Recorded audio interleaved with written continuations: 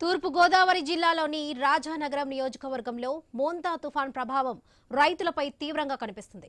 రిజర్వాయర్లు పొంగి 8,000 ఎకరాలకు పైగా వ్యవసాయ భూములు, ఉద్యానవన పంటలు నీట మునిగాయి. గోకవరం, సీతానగరం, కోరుకొండ మండలాలు తీవ్రంగా ప్రభావితమయ్యాయి.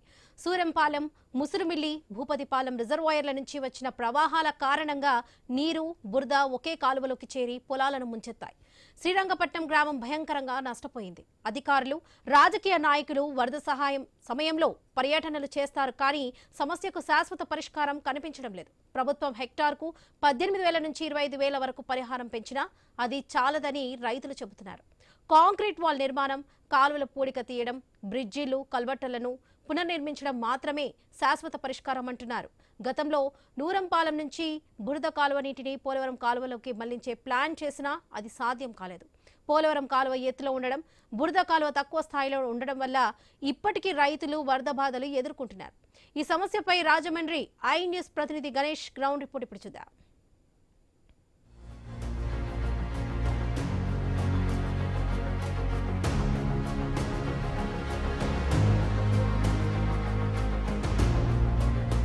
మోందా తుఫాన్ ఈ ఎఫెక్ట్ రాజానగరం నియోజకవర్గం మీద తీవ్రంగా పడిందా? తుఫాన్ తీరం దాటి 2 రోజులు గడుస్తున్నా ఈ ఎఫెక్ట్ రైతాంగం మీద ఇంకా కనిపిస్తుందా? ఇక్కడ ఉన్నటువంటి నియోజకవర్గంలో ఈ రిజర్వాయర్లు పొంగి పొరడంతో రైతాంగం పెద్ద ఎత్తున నష్టపోయారా? రాజానగరం నియోజకవర్గంలో మోంతా తుఫాన్ వల్ల ఓ పక్క రైతాంగం తీవ్రంగా నష్టపోవడంతో పాటుగానే ఈ నియోజకవర్గంలో ఉన్నటువంటి రిజర్వాయర్లు ఒక్కసారిగా పొంగి పొరడంతో వేలాది ఎకరాల్లో రైతాంగం తీవ్రంగా నష్టపోయినటువంటి పరిస్థితులు కనిపిస్తున్నాయి. ప్రస్తుతం కూడా మనం చూస్తున్నాం కదా, భూపతిపాలెం అదేవిధంగా మరికొన్ని రిజర్వాయర్లు పొంగి పొరడం పట్ల స్థానికంగా ఉన్నటువంటి ఈ చుట్టుపక్కల గ్రామాలన్నీ కూడా నీటి మునగడంతో కొంత ఇబ్బందులు ఎదుర్కొంటున్నటువంటి పరిస్థితి కనిపిస్తుంది. ఇప్పటికే ఈ నియోజకవర్గ ఎమ్మెల్యే, జనసేన ఎమ్మెల్యే బత్తుల బలరామకృష్ణ అధికారులతో వచ్చి పరిశీలించారు. స్థానికంగా ఉన్నటువంటి రైతులను ఆదుకుంటామని భరోసా ఇచ్చే ప్రయత్నం చేస్తున్నారు. అది ఎంతవరకు కార్యాచరణలో అమలవుతుందని చూడాల్సి ఉంది. ప్రస్తుతానికి గ్రౌండ్ రిపోర్ట్ ద్వారా ఇక్కడ ఉన్నటువంటి వాస్తవ పరిస్థితులు ప్రభుత్వానికి తెలియజేసేటువంటి ప్రయత్నం చేస్తుంది ఐ న్యూస్. ఇదే క్రమంలో ఇక్కడ ఉన్నటువంటి రైతులు ఏం చెప్తున్నారు, ఈ సమస్య ఇప్పుడు ఎదుర్కొంటున్నారా, గతం నుంచి ఎదుర్కొంటున్నారా, మరి ఇప్పుడు వచ్చినటువంటి తుఫాను అదేవిధంగా ఈ ఫ్లడ్ వల్ల ఇక్కడ ఉన్నటువంటి స్థానిక రైతులు ప్రభుత్వానికి ఏం చెప్తున్నారు అనేది ఈ గ్రౌండ్ రిపోర్ట్లో చూద్దాం, పదండి.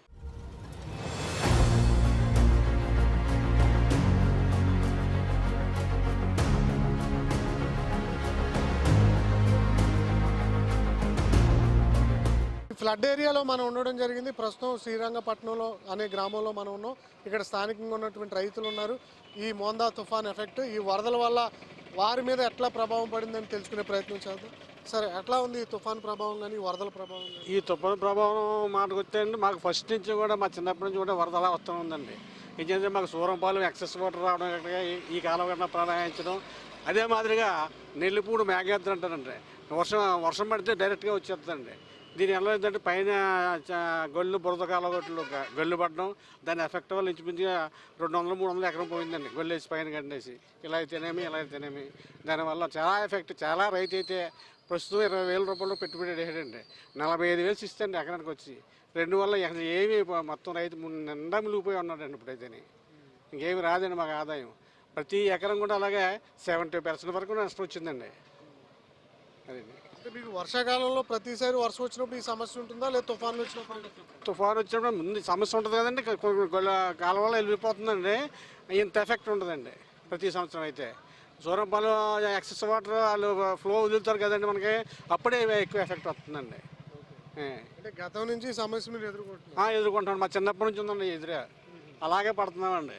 అప్పటి నుంచి ప్రభుత్వాలు మిమ్మల్ని ఆదుకుంటున్నాయి. ప్రభుత్వాలు ఆదుకుంటాయంటే ఎంతసేపు కాలువలు శుభ్రం చేయాలండి, లైన్గా క్లియర్ చేసి ఇచ్చేయాలండి. ఏ చెరువుకి వెళ్ళి కాలువ ఆ కాలువ పూర్తిగా పెట్టేసి మేట పెట్టేసినాయి. తర్వాత ఎక్సెస్ వాటర్ కూడా పంపే విధానం లేదండి. ఈసారి అయితే నెల్లిపూడి కాలం ఎక్కువ వచ్చింది అంటారండి. నెల్లిపూడి వర్షం అయితే దానికి ఏమీ లేదండి. డ్రాయింగ్ వచ్చిన వర్షంతో కిందకు వచ్చేద్దండి. దానివల్ల రైతులు చాలా ఇబ్బంది పడిపోయారండి. ఇంచుమించు 80% కూడా దెబ్బతీసేయండి మొత్తం పంట పొలాలు. మరి ఇప్పుడు ఏమన్నా అధికారులు వచ్చి మిమ్మల్ని సర్వే చేస్తున్నారండి, రాసుకుంటున్నారండి. అది ఎంతవరకు చేస్తారో లేదు. మొత్తం ఆదుకోవాలండి. ప్రభుత్వం ఆదుకోకపోతే రైతు అయితే ముందు రాలేదండి. ఎలా ఉన్నాయండి మీ ఏరియాలో పంటలు? ఎలా ఉన్నాయి? మా ఏరియాలో పంటలు ఇంకా చెప్పుకోవడానికి ఏమీ లేదండి, అంతా శూన్యమే. అంటే ఇప్పుడు సంవత్సరానికి సరిపడగా పెట్టుబడి అంతా అయిపోయి కోతకు వచ్చిన టైంలో అందులోకి పవరింగ్ అయ్యే టైంలోనండి ఇప్పుడు వర్షం పడితేనే పవరింగ్ అవ్వదండి. అలాంటిది చేలు మంచి నీరు అందులోకి ఎర్ర నీరు వెళ్ళిపోతే అది పొల్లిగా అయిపోతుంది తప్ప ఇంకేం ఉండదండి అందులోనే. రైతుకి ఇంకా అది తర్వాత ఏంటంటే మాకు ఈ బురదకాలం ఎఫెక్ట్ ప్రతి సంవత్సరం ఉంటుందండి. గవర్నమెంట్ దీన్ని పర్మనెంట్ సొల్యూషన్ ఇస్తేనే కానీ మాకు తెలిసి 40 సంవత్సరాల నుంచి చూస్తున్నామండి. సూరంపాలెం ప్రాజెక్ట్ కట్టారు కరెక్ట్ అండి, కానీ ఒక్కరోజు వర్షానికి కూడా ప్రాజెక్ట్ ఆఫ్ చేయకపోతే దాన్ని ప్రాజెక్ట్ అంటారండి, గొయ్యి అంటారా? అదే అండి, మాకు ఒకరోజు వర్షం కూడా ఎప్పుడు కూడా ఇదే పరిస్థితి అండి. ఒకరోజు గట్టిగా వర్షం కురితే ప్రాజెక్ట్ ఉన్నా కానీ ఇదే మామూలు అండి. మా చిన్నప్పటి నుంచి చూస్తున్నాం, మా నాన్నలు చిన్నప్పటి నుంచి చూశారు ఇదే పరిస్థితి అండి. మా ఒక్క ఊరే కాదండి, గోకవరం కాడి నుంచి అక్కడ మనకు తొర్రేడు గడ్డ దాకా ఈ బురదకాలం వల్లే కొన్ని వేల ఎకరాలు పోతాయండి ప్రతి సంవత్సరం కూడా. మరి దీనికి గోదావరికి డైరెక్ట్గా ఓ సొల్యూషన్ అంటే తీసుకొస్తే గవర్నమెంట్ ఏటా ఖర్చు పెడుతుంది కాబట్టి ఆ డబ్బులు అవుతాయండి ఒకసారి ఖర్చు పెడితేనే, కానీ ఇక్కడ స్థానికంగా ఉండేటువంటి జనాలకి ఆ బాధ తప్పుతుందండి. ఎన్ని పంటలు పండుతాయండి సంవత్సరానికి ఏరియా? సంవత్సరానికి ఇప్పుడు మొక్కజొన్న వచ్చిన కాడి నుంచి కొద్ది వ్యవసాయం అభివృద్ధిలోనే ఉందని చెప్పుకోవచ్చండి. ఎందుకంటే మాకు సార్వా పంట పోయినా కానీ మొక్కజొన్నలో రైతు కథ గిట్టుబాటుగానే ఉంటుందండి ప్రస్తుతానికి. అది కూడా కార్పొరేట్ అయిపోయి ఒక యాజమాన్యంతో నడుస్తుంది. రాబోయే రోజుల్లో ఆ యాజమాన్యం అవ్వకుండా రైతుగా స్థానికంగా ఉండేలా చూస్తే గవర్నమెంట్ చాలా ఉపయోగపడి. సరే, ఎట్లా ఉంది మీ ఏరియాలో పంట పొరలు కానీ ఈ ఎఫెక్ట్లు కానీ? అది మా వాళ్ళు చెప్పినట్టు మా చిన్నప్పటి నుంచి కూడా ఇలా వరదలతో ఉంటున్నామండి.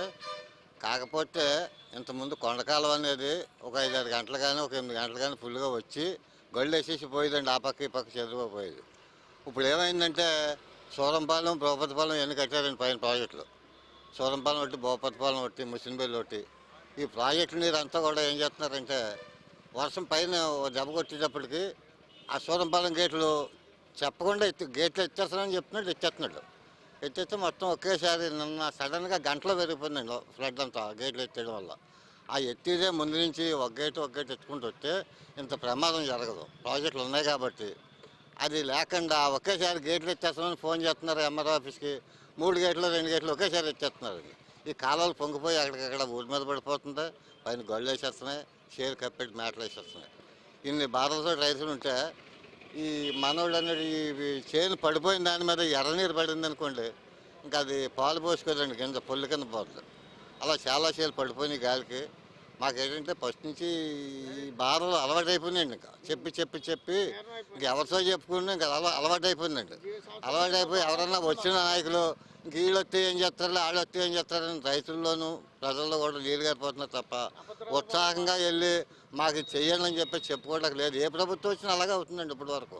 కాకపోతే ఏంటంటే పర్మనెంట్ సొల్యూషను పైనుంచి సూరంపాలెం ప్రాజెక్ట్ గేట్ల దగ్గర నుంచి అప్పుడు నీరు ఎత్తినా కానీ కిందకు పోయేలాగా ఆమెలోకి ఒక కాలం పర్మనెంట్గా ఇస్తే మాకు రైతులకి ఊరికి ప్రమాదం లేకుండా ప్రభుత్వాన్ని కూడా ఒక సంవత్సరం చేసేస్తే ఏటా ఈ పని ఉండదండి. ఇలా వరద వచ్చింది, బియ్యం పంచి పెట్టాలా, భోజనాలు ఉండెట్టాలా, ఈ అన్నిటికీ కావాల్సినంత అవుతుందండి. ప్రతి సంవత్సరం జరుగుతుందండి, ఒక సంవత్సరం కాదు. అయితే ఏదో టైంలో జరుగుతుందండి, లాస్ట్లో జరగవచ్చు లేదా మధ్యలో జరగవచ్చు, ఏదో టైంలో జరుగుతుంది. ఇది ఇంకా అలవాటు అయిపోయిందండి మాకు, ఇంక చెప్పుకోవడం కూడా ఇంకేం లేదు. మాకు ఈ ప్రాజెక్టులు ఎక్కువైనాయండి, పైన ఎక్కువైన దాని మీద అది ఏకమైపోతుంది. అంతకుముందు అంటే ప్రాజెక్టులు ఉండి కావండి, కాలువలు కూడా కప్పడిపోయింది. కాలువలు అయితే తవ్వారు, ఆ తవ్విన దాని మీద ప్రాజెక్టులో నీరు ఒకేసారి వచ్చి పడిపోవడంలో ఏం చేయాలో అర్థం అవ్వకుండా అయిపోతుంది.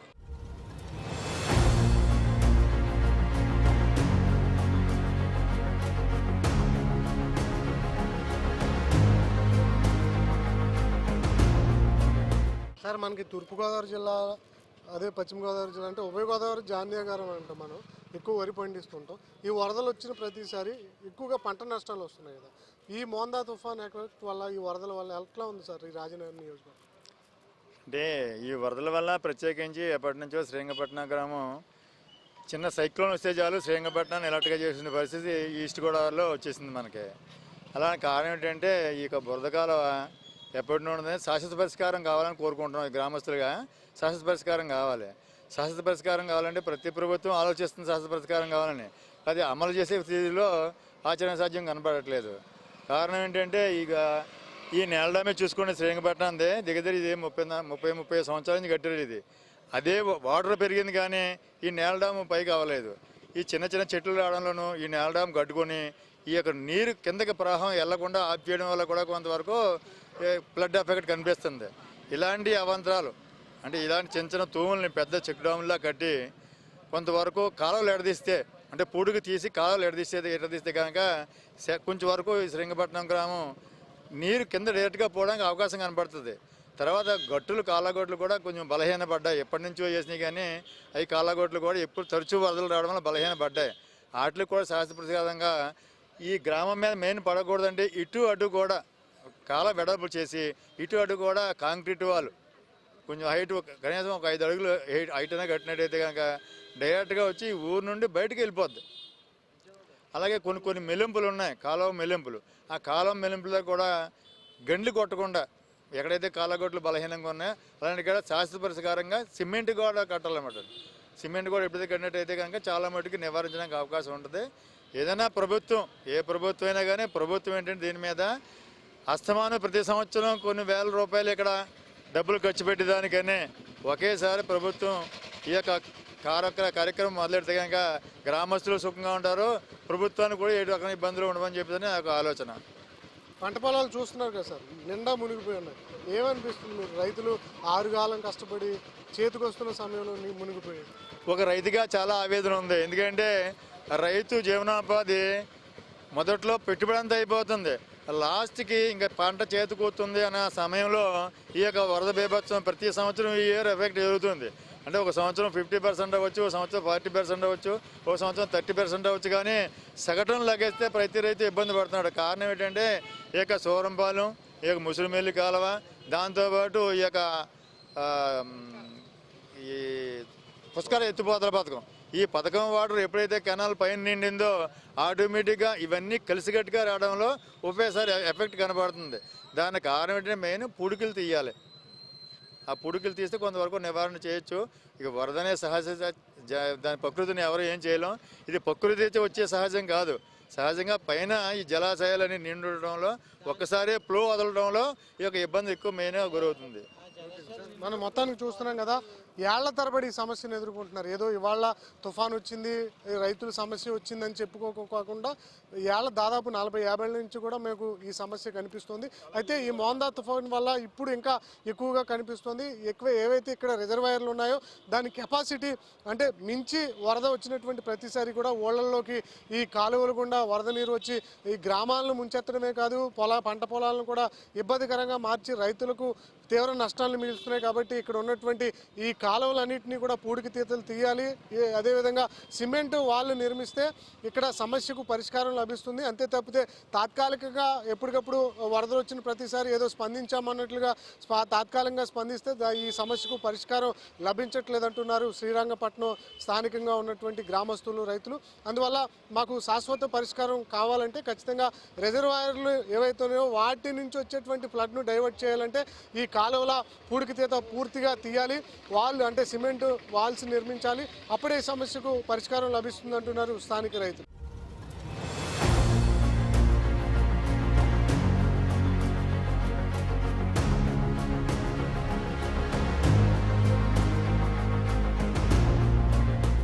మరికొంతమంది రైతులు ఉన్నారు, వారిని అడిగి తెలుసుకునే ప్రయత్నం చేద్దాం. సార్, ఎట్లా ఎదుర్కొంటున్నారు ఈ మోందా తుఫాన్ కానీ అది ఇక్కడ వచ్చినటువంటి ఫ్లడ్ వాటర్ కానీ ఇక్కడ ఉన్నటువంటి రైతాంగం ఎలాంటి పరిస్థితులను ఎదుర్కొంటుంది? సార్, నేను కూడా రైతే సార్. ఇది ఈ ఆవనీరు వచ్చినప్పుడల్లా కుడికాలం గట్టుకి ఏ దారు లేకుండా పోయింది సార్. దానికి ఈ కాలం ఎప్పుడైతే ఉద్యోగంతో శ్రీరంగపట్నం ఎంత పాడవుతుందో అలాగే రైతులు కూడా చేతికి వచ్చే టైంకి అంతకన్నా ఎక్కువ పాడవుతున్నారు. కానీ ఊరంటే ప్రజలు ఉంటారు కనుక కొద్ది గొప్ప పట్టించుకుంటున్నారు. కానీ ఈ పొలాల్లో పండి గంటలకి అయితే మాత్రం ఎవరో నాదుడినవారు లేరు. ఏ ప్రభుత్వంలో కూడా దీనికి ఈ 10 సంవత్సరాల నుంచి ఎక్కడిదక్కడే ఉంటుంది స్వామి. రైతులకి ఎక్కడున్నా సరే చేతికంది టైం సార్. చేతికంది టైంకి మన చేతికి వచ్చేది గంటలు వేయడం వల్ల మొత్తం వ్యవసాయాలన్నీ కూడా మునిగిపోయి మొత్తం అన్నీ కొట్టిపోయినాయి సార్. చాలా వరకు కొట్టిపోయినాయి సార్. దానికి ఇచ్చేస్తాం వచ్చే నాదులు లేరు సార్. ఎవరు వచ్చినా ఏదో చూసి వెళ్ళిపోవడం తప్పించి ఏం లేదు సార్. నేను నా చెవిలో గండి పడితే కలట కొట్టి పట్టించాను సార్. అయినా సరే దాన్ని పోచలేకపోయారు సార్. దానివల్ల ఈరోజు నా పొలం, నా కింద ఉన్న పొలం ఇలా మా అచ్యుతాపురం పొలం నుంచి రాఘవాపురం వరకు మొత్తం చేలన్నీ మునిగిపోయినాయి సార్. ఆ రోజు నేను పెట్టిన పిటిషన్ని వాళ్ళు సేకరించి దాన్ని చేయకపోవడం వల్ల మొత్తం రాఘవాపురం వరకు చేలన్నీ మునిగిపోయినాయి సార్. అది ఈరోజు అదే ఇబ్బంది లేకపోయినా దీని గురించి పట్టించుకునే రాజులు కానీ ఈ కాలువలకు కూడా ఏదో డివైడ్ చేయకపోతే ఇప్పుడు ఈ బురద కాలువ అనేది చాలా చిన్న కాలువ స్వామి. మొత్తం వాటర్ అంతా దీనికి వచ్చేది, ఏ కాలువ వచ్చినా మొత్తం దీనికి వచ్చింది. ఈ బురద కాలువకి వేరే దారి చూపించకపోతే ఈ ఏరియాలో రైతులు ఉండరు, ఈ శ్రీరంగపట్నం గ్రామం ఉండదు స్వామి. నాకు తెలిసినంతవరకు నేను చిన్నప్పటి నుంచి చూస్తున్నాను స్వామి, ఎప్పుడు ఇదే బాధ స్వామి. ఏదో కాలువ వెళ్తారు, వాటర్ వచ్చేది, ఉరుము పెడితే చెల్లి గల్లి వెళ్ళిపోతాయి. ఆ గల్లి వెళ్ళిపోయినప్పుడు రైతులకి ఏం సహాయం లేదు స్వామి, కొంచెం కూడా సహాయం లేదు. రైతులకి అయితే ఎటువంటి సహాయం లేదు.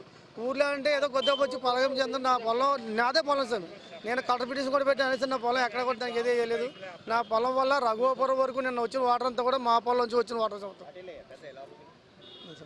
మీరు ఎన్ని ఎకరాల్లో వ్యవసాయం చేస్తారు? ఇప్పుడు ఎంత మీరు పెట్టుబడి అయింది, ఎంత నష్టం వాటిల్లింది? నేను మాది పొలం ఒక 3 ఎకరాల పొలం ఉంది స్వామి. ఒక 3 ఎకరాల పొలం ఉంది మా దానికి సంబంధించింది. దాన్ని తోడు పక్కన ఏదో చిత్తుకిచ్చుకొని ఎకరానికి 45,000 ఇస్తాము. 45,000 చిత్తు పక్కన నేను 10 ఎకరాలు చిత్తు చేసుకున్నాను స్వామి. ఈ 10 ఎకరాలకి ఈ రోజుని 10,50,000 5 లక్షలు పెట్టుబడి పెట్టాను స్వామి. ఇంచుమించు ఒక 6 లక్షల వరకు నాకు పోయింది. అలాగే నా కింద ఉన్న రైతులందరూ కూడా ఒక 100-150 ఎకరాలు మొత్తం అంతా ఆ గండి వల్ల పోయారు స్వామి. అందరూ ప్రతి ఎకరాకి 50-60,000 ఉంటుంది సార్. 100% 50-60,000 మొత్తం అంతా పోయింది సార్. అది ఆ గండి నష్ట నివారణ అంతా మళ్ళీ మీరు వ్యవసాయం చేస్తేనే వస్తుందా? మళ్ళీ వ్యవసాయం చేస్తే ఎలాగ వస్తాం? ఇంక ఇది రాసాం, ఇందులో రూపాయి కూడా రాసాం. ఇది పోయినట్టు సార్. ఇప్పుడు పోయిన పంట మళ్ళీ మాకు తిరిగి రాసాము. మళ్ళీ మేము నెక్స్ట్ కొంత పెట్టుకొని పంట పెట్టుకొని మళ్ళీ కొత్త పెట్టుబడి పెట్టుకొని ఇంక ఈ ఆపీలాగా ఉంటుంది. మళ్ళీ కొత్త అప్పు తెచ్చుకొని మళ్ళీ కొత్త పెట్టుబడి పెట్టుకోవాలి సార్. ఇంక ఈ పెట్టుబడి అయితే మాత్రం రాస్తాం ఎట్టి వస్తారు కూడా. ఈ తుఫాను వల్ల కొద్దిగా తిరువై పడిపోయింది, ఈ వరద వల్ల అన్నీ మారేసి మొత్తం పాడైపోయింది సార్. ఎట్లా ఉందండి రైతుల పరిస్థితి? ఇప్పుడు ఈ వరద వల్ల ముఖ్యమైన కారణం ఏంటంటే అండి, తుఫాను వచ్చినప్పుడల్లా శ్రీరంగపట్నం గ్రామం మీద మొత్తం వరద నీరు అంతా వచ్చి పడిపోతుందండి. అయితే ఈ పూర్వం నుంచి కూడా 100 సంవత్సరాలని 150 సంవత్సరాలని ఎప్పుడంటే అవునండి, పూర్వం నుంచి కూడా వర్షం వచ్చినప్పుడల్లా నీరు పడిపోతుంది. కారణం ఏంటంటే ప్రాజెక్టులు కట్టారండి ఈ మధ్యకాలంలో. ఈ వర్షం నీరు ఎప్పుడు మా ఊరి మీద పడి మునిగిపోయేదండి. అది అలా ఎప్పుడు జరుగుతుంది, ఏదో గవర్నమెంట్ వస్తుంది, ఏదో ఉపశమనం చేస్తుంది, అందరికీ నష్టపరిహారం ఇస్తుంది, చేతులు దులుపుకొని పోతుందండి. ఇది పక్కన పెట్టండి, ప్రాజెక్టులు కట్టారండి. ఇలాగ తుఫాను వచ్చినప్పుడు వర్షం వచ్చినప్పుడు ప్రాజెక్టులు గేట్లు కూడా ఇదే టైంలో వదులుతున్నారండి. ఇంతవరకే మునిగిపోయి బాధపడుతున్నాం. చాలా ఎస్సీపేట బీసీపేట మొత్తం అంతా మునిగిపోతుందండి. ఇప్పుడు కూడా ఆ ప్రాజెక్టులు కట్టి ఆ గేట్లు ఎత్తి నీరు వేరే మార్గం చూపెట్టకంట అవి కూడా మా ఊరి మీదకే వదిలేస్తున్నారు. ఇది మాత్రం చాలా దారుణం అండి, మామూలు దారుణం కాదు. ఏ గవర్నమెంట్ అయినా సరే అనక తప్పదు ఈ విషయంలో. అయితే అంటే ప్రజలు ప్రతిసారి కూడా చాలా బాధపడుతున్నారు. నిద్ర లేని రాత్రులు గడుపుతున్నారండి. రాత్రి 7 గంటలకు 8 గంటలకు గేట్లు ఎత్తేస్తున్నాం అంటే నిద్ర లేని రాత్రులు గడుపుతున్నారు గ్రామంలో ఉన్న వాళ్ళు. ప్రతి ఒక్కరు కూడా నాయకులందరూ హ్యాపీగా ఉంటున్నారు, వాళ్ళకేం ఇబ్బంది లేదు. మెయిన్ ప్రజలు పోతున్నారు. అది మాత్రం మీరు గవర్నమెంట్ దృష్టి తీసుకెళ్ళి అది మాత్రం కంపల్సరీ చేయించాలని మా కోరిక. కూటమి ప్రభుత్వానికి ఏమన్నా అంటే ఇక్కడ స్థానికంగా ఎమ్మెల్యే పరిశీలించారా? ఎట్లా? ఎమ్మెల్యే గారు వచ్చారండి, చూశారు. కలెక్టర్ గారు వచ్చారు, చూశారు. ప్రతి సంవత్సరం 100 సంవత్సరాలు పెట్టి కలెక్టర్లు వస్తున్నారండి, ఎమ్మెల్యేలు వస్తున్నారు, ఎంపీలు వస్తున్నారు. అందరూ వచ్చినా మునిగిపోవడం బాగాలేదండి. వాళ్ళు వస్తే ఏటి వినియోగం మాకు. పూర్వం ముందు గవర్నమెంట్ చూసాం ఇదే పరిస్థితి, ఇప్పుడు గవర్నమెంట్ చూసాం ఇదే పరిస్థితి. పోనీ వీళ్ళు వచ్చారు, ఏమైనా ఆప్ చేయగలుగుతున్నారా? ఆప్ చేస్తే వెళ్ళనుకోండి. ముందస్తు సమాచారం ఇవ్వకుండానే గేట్లు ఎత్తడంతో పెద్ద ఎత్తున ఇక్కడికి వరద వచ్చి నిండా రైతులు మునిగిపోతున్నారు. గ్రామాల మీదకి వస్తుంది వాటర్ అని చెప్పి స్థానికంగా రైతులు వాపోతూ ఉన్నారు. ఈ విధంగా ప్రతి ఏడాది జరుగుతుంది, పరిష్కారం లభించట్లేదు. కలెక్టర్లు వస్తున్నారు, ఎమ్మెల్యేలు వస్తున్నారు, ఎంపీలు వస్తున్నారు. ఇలా ఎవరు వచ్చినా కూడా ఏళ్లు గడుస్తున్నాయి, ప్రభుత్వాలు మారుతున్నాయి, కానీ మా గ్రామాలకు సమస్య పరిష్కారం కావట్లేదు. అందువల్ల ఎప్పటికైనా ప్రభుత్వం పట్టించుకుని ఈ సమస్యకు పరిష్కారం చూపించండి అంటున్నారు గ్రామస్తులు.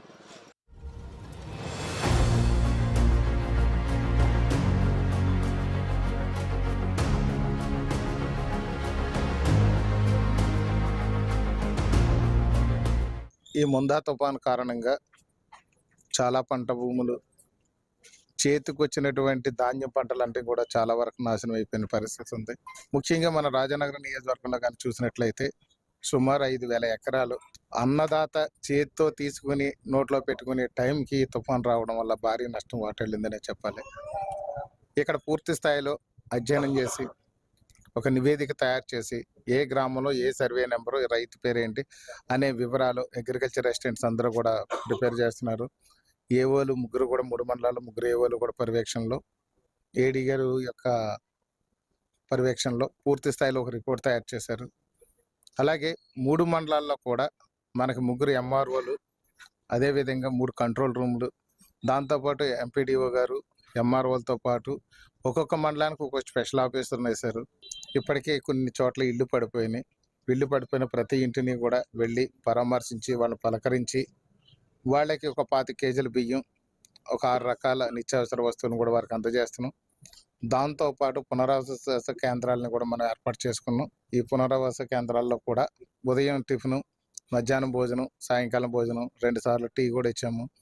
మనం దానికి తగిన విధంగా వాళ్ళకి ఏదైనా వైద్య అవసరం అయితే కూడా అక్కడ మెడికల్ క్యాంపులు కూడా పెట్టాము.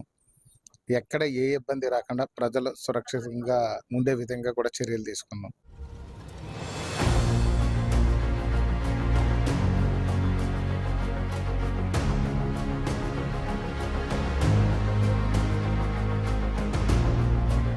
ఒక పక్క మోందా తుఫాన్ ఎఫెక్ట్, మరో పక్క రిజర్వాయర్లు పొంగడంతో రాజానగరం నియోజకవర్గంలో వేలాది ఎకరాలు ముంపుకు రావడం జరిగింది.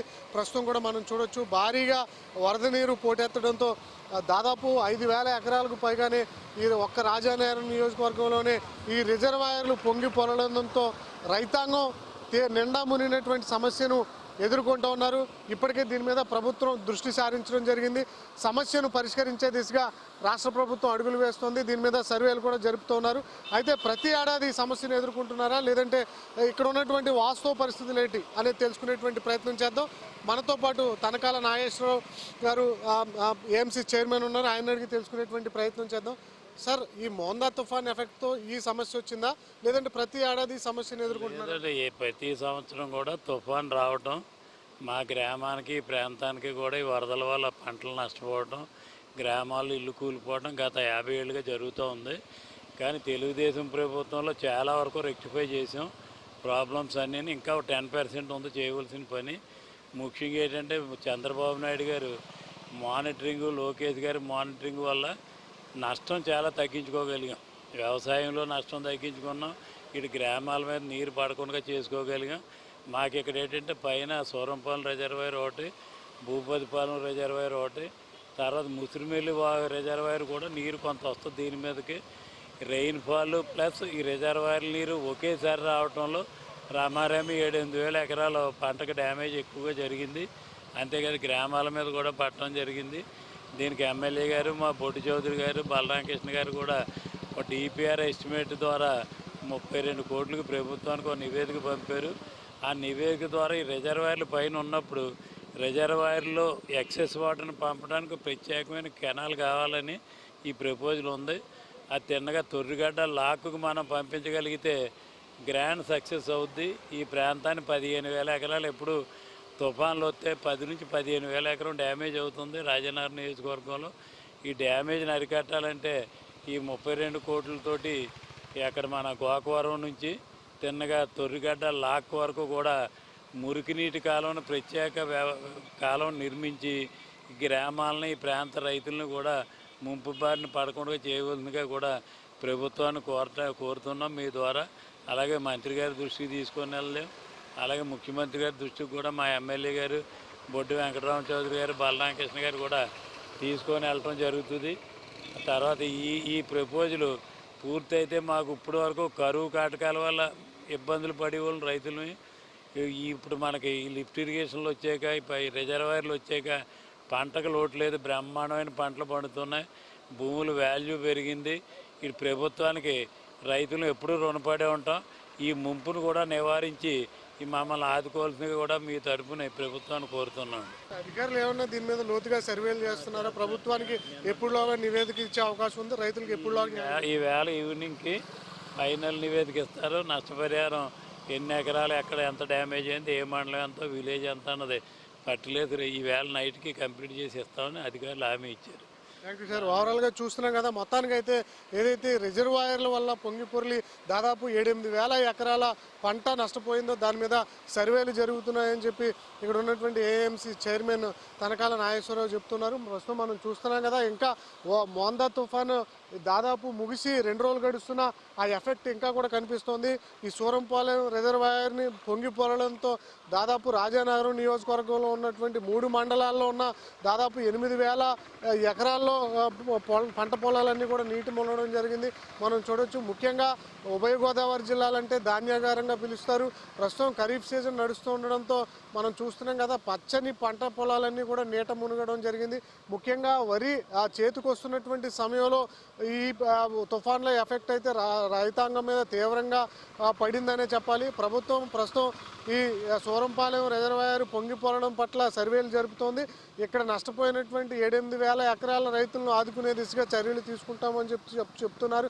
ఇప్పటికే అధికారులు సర్వేలు పూర్తి చేసి ప్రభుత్వానికి నివేదిక అందించి కనీసం 25,000 రూపాయల వరకు కూడా ప్రతి రైతుకు నష్టపరిహారం చెల్లించే విధంగా, అంటే 25% ఖచ్చితంగా ఇచ్చే విధంగా చర్యలు తీసుకుంటుందని చెప్పి ప్రభుత్వం ప్రభుత్వం ఈ విధంగా చర్యలు తీసుకుంటుందని చెప్పి తనకాల నాగేశ్వరరావు చెప్తున్నటువంటి సందర్భం కనిపిస్తుంది. మొత్తంగా మోందా తుఫాన్ ఎఫెక్ట్తో పాటు అదేవిధంగా ఈ సూరంపాలెం ఇలాంటి రిజర్వాయర్లు పొంగిపోవడం పట్ల రాజానగరం నియోజకవర్గంలో ఉన్నటువంటి రైతులు పెద్ద ఎత్తున నష్టపోయినటువంటి పరిస్థితులు ఇక్కడ కనిపిస్తున్నాయి.